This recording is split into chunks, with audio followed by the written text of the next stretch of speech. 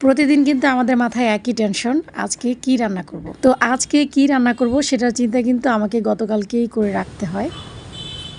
ঘুরে ঘুরে বৃষ্টি হচ্ছে। কত করে মূলা শাক? 1 মুঠো 30। হ্যালো এভরিওয়ান, আসসালামু আলাইকুম। কেমন আছেন আপনারা সবাই? আশা করছি সবাই খুব ভালো আছেন এবং সুস্থ আছেন। বাইরের পরিস্থিতি যেমনই থাক, বাজার করে তারপর রান্না করতে হবে, কারণ টাটকা সবজি খেতে হবে। আমাদের এই বাজারটাতে একদম সকাল সকাল ফ্রেশ শাকসবজি নিয়ে আসে। তো আমি যখনই বাজার করতে আসি তখনই দেখি যে সবজির গাড়িগুলো এসেছে, আর আমি একদম টাটকা টাটকা শাকসবজি কিনে নিয়ে যাই। আজকে আমার খুব ইচ্ছে হচ্ছিল কচুর মোতা দিয়ে চিংড়ি মাছ দিয়ে রান্না করব। তো বাজারে এসে দেখি অনেক সুন্দর সুন্দর কচুর মোতা পাওয়া যাচ্ছে। চিংড়ি মাছ দিয়ে কচুর মোতা রান্না করলে কিন্তু অনেক বেশি ভালো লাগে। তো এই মোতাগুলো আসলে অনেক ভালো, এই যে দেখেন, অনেক সুন্দর। এগুলো শুধু চিংড়ি মাছ দিয়ে ভাজি করব না, সাথে ভর্তাও করব।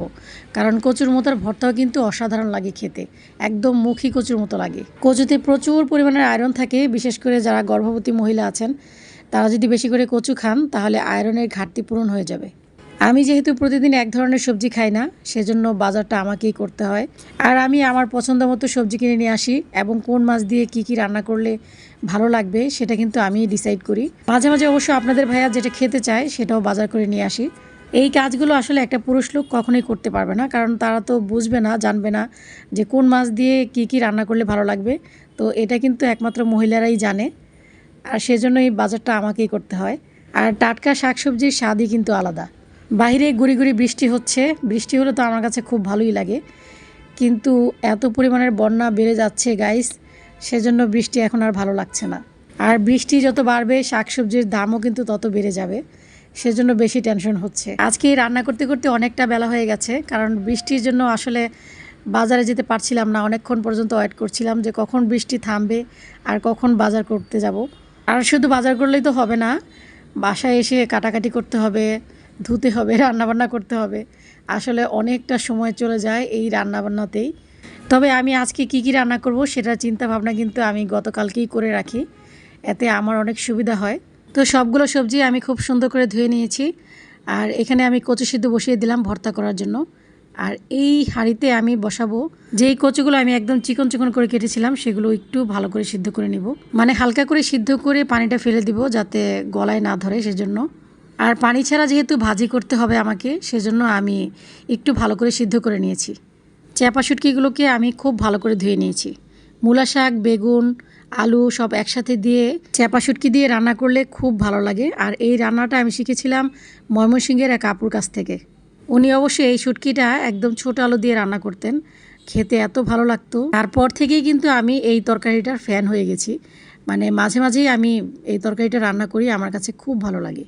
এদিকে কচুটা আমার কতটুকু সিদ্ধ হয়েছে একটু টেস্ট করে দেখি। না, হয়নি, আর একটু ঢেকে রাখতে হবে। শুকনা মরিচ, পেঁয়াজ, রসুন দিয়ে কচুর ভর্তাটা কিন্তু অসম্ভব ভালো লাগে। আর সব থেকে মজার বিষয়, আমার ছেলেমেয়েরাও কিন্তু এই ভর্তাটা খুব পছন্দ করে। মজার বিষয় এই জন্যই বললাম, কারণ আজকালকার ছেলেমেয়েরা কিন্তু কচু একেবারেই খেতে চায় না।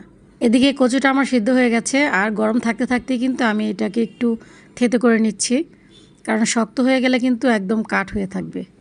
আপনারা যদি কচুর মোতার ভর্তা এখনও না খেয়ে থাকেন তাহলে একবার হলেও ট্রাই করবেন, এটা কিন্তু অনেক ভালো লাগে গরম ভাতের সাথে। আর অবশ্যই ভাজা শুকনো মরিচ দিয়ে ভর্তা বানানোর চেষ্টা করবেন, কারণ শুকনো মরিচ দিয়ে কিন্তু ভর্তাটা বেশি ভালো লাগে। চিংড়ি মাছ দিয়ে কচুর মোতাটা অসম্ভব মজার হয়, আর সেজন্যই আমি আজকে রান্না করছি। আমার খুব খেতে ইচ্ছে হচ্ছিল, আর আমার যেটা খেতে ইচ্ছে হয় সেটা আমি খুঁজে খুঁজে নিয়ে আসি, যদিও আমার খুব বেশি খাওয়ার ইচ্ছা জাগে না কোনো কিছুতেই। যখন কোনো কিছু খাওয়ার ইচ্ছা জাগে তখন আমি খুঁজে খুঁজেই নিয়ে আসি। এই তরকারিটা ওফ গাইস, কী যে মজা হয়, সেজন্য আপনাদের সাথে শেয়ার করেছি।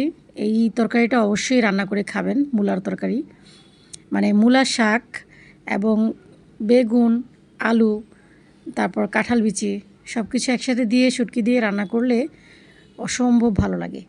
বেগুনের এই টক ঝোলটা আপনাদের ভাইয়া ভীষণ পছন্দ করে। তো আজকে অফিসে যাওয়ার আগে আমাকে বারবার রিকোয়েস্ট করে গেছে যে এই তরকারিটা যাতে আমি রান্না করে রাখি, কারণ কয়েকদিন আগেও কিন্তু আমি এই তরকারিটা রান্না করেছিলাম। তো বারবার তো একই জিনিস ভালো লাগে না, কিন্তু আজকে রিকোয়েস্টের কারণেই তরকারিটা রান্না করতে হচ্ছে। আমাকে অবশ্য রিকোয়েস্ট করা লাগে না, আমাকে জাস্ট একবার বললেই কিন্তু আমি রান্না করে দেই। কারণ কেউ কিছু খেতে চাইলে আসলে যতক্ষণ না পর্যন্ত আমি সেটা করে খাওয়াবো ততক্ষণ পর্যন্ত আমার মাথা ব্যথা করতেই থাকে। কচুর শত্রু হচ্ছে পানি, আর কচুতে যদি এক বিন্দু পানিও থাকে তাহলে কিন্তু গলায় ধরবে। সেজন্য কচু জিনিসটা রান্না করতে গেলে যাতে একেবারে ভাজা ভাজা হয়ে যায় সেদিকে খেয়াল রাখতে হবে। তো আমার মোটামুটি সব রান্নাবান্না শেষ। আমার আজকের রান্নাবান্না আপনাদের কাছে কেমন লেগেছে অবশ্যই কিন্তু কমেন্ট করে জানাবেন। আজ এই পর্যন্তই, ফিরে আসবো নতুন আরেকটি ছোট্ট ব্লগ নিয়ে। সেই পর্যন্ত সবাই ভালো থাকবেন, সুস্থ থাকবেন, আমার জন্য দোয়া করবেন। আল্লাহ হাফিজ, আসসালামু আলাইকুম।